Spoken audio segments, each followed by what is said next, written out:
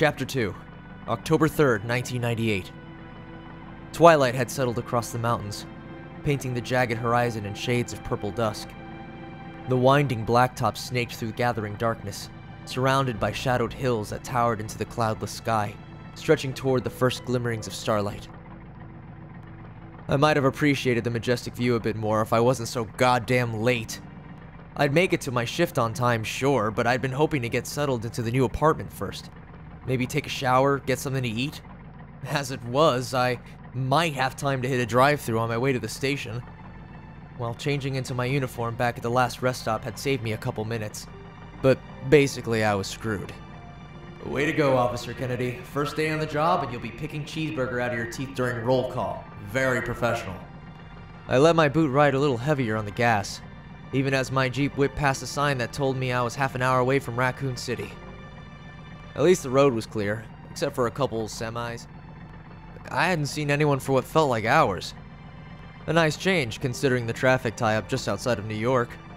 That cost me my entire afternoon. I actually tried to call the night before to leave a message with the desk sergeant that I might be late, but there had been something wrong with the connection, nothing but a busy signal. What little furniture I had already been moved into a studio apartment in the working class, but basically decent Trask district of Raccoon City. There was a nice park not 2 blocks away, and it was only a 5-minute drive to the station. No more gridlock, no more overcrowded slums or random acts of brutality. Assuming I could survive the embarrassment of showing up in my first shift as a full-blown officer of the law without having unpacked my bags, I was looking forward to living in the peaceful community.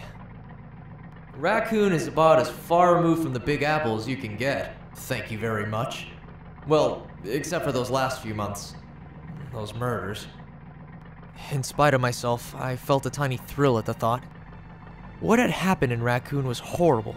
Of course, sickening, but the perps had never been caught and the investigation was really just getting started.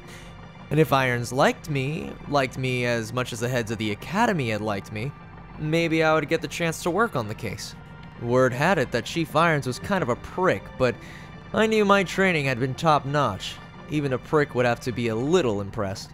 I graduated in the top 10th after all. And it wasn't like I was a stranger to Raccoon City either. I'd spent most of my summers there as a kid when my grandparents were still alive. Back then, the RPD building had been a library, and Umbrella was still several years away from turning the town into an actual city.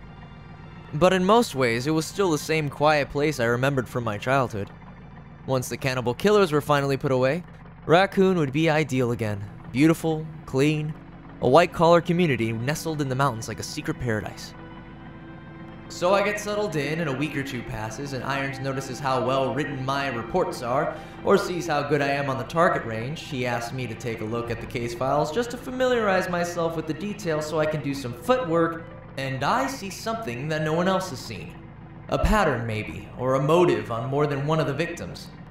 Maybe I run across a witness report that reads wrong. No one else has caught it because they've lived with it for too long, and this rookie cop just comes along and cracks the case. Not a month out of the academy and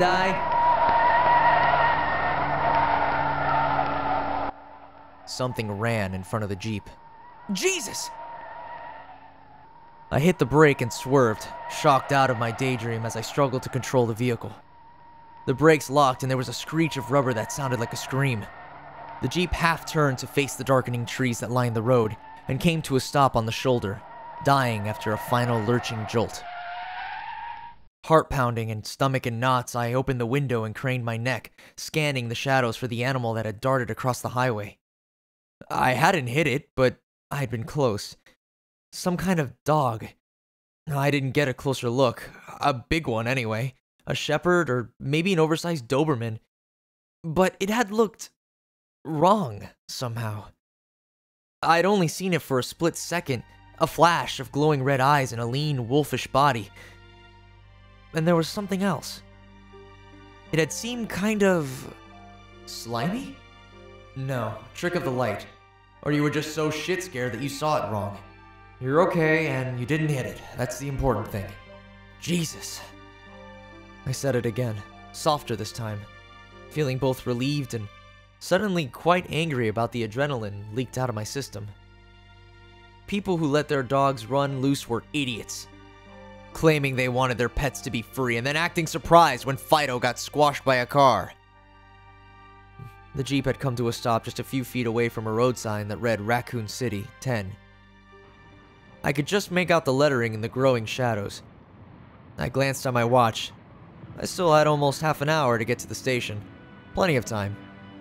But for some reason, I simply sat for a moment, closing my eyes and breathing deeply. Cool, pine-scented air breezed across my face. The deserted stretch of road seeming almost unnaturally quiet, as if the landscape was holding its breath, waiting.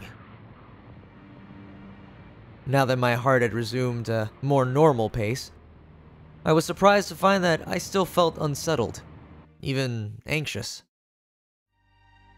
The murders in Raccoon. Weren't a few of those people killed by an animal attack? Wild dogs or something? Maybe that wasn't someone's pet dog after all. A disturbing thought. And even more disturbing was the sudden feeling I had that the dog was still close by, maybe watching me from the darkness of the trees. Welcome to Raccoon City, Officer Kennedy. Watch out for things that may be watching you. Don't be an asshole, I mumbled to myself. And I felt a little better at the sound of his no-nonsense adult tone of voice. I often wondered if I would ever outgrow my imagination. Daydreaming like a kid about catching bad guys, then inventing killer dog monsters lurking in the woods. Let's try and act our age, eh, Leon? You're a cop, for God's sake. A grown-up. I started the engine and backed out onto the road, ignoring the strange sense of unease that had somehow managed to take hold of me, in spite of my mind-striding voice. I had a new job and a nice apartment in a nice little up-and-coming city. I was competent, bright, and decent-looking. As long as I kept my creativity glands in check, everything would be fine. And I'm on my way, I said to myself, forcing a grin that felt out of place but suddenly necessary to keep my peace of mind. I was on my way to Raccoon City, to a promising new life. There was nothing to be uneasy about. Nothing at all.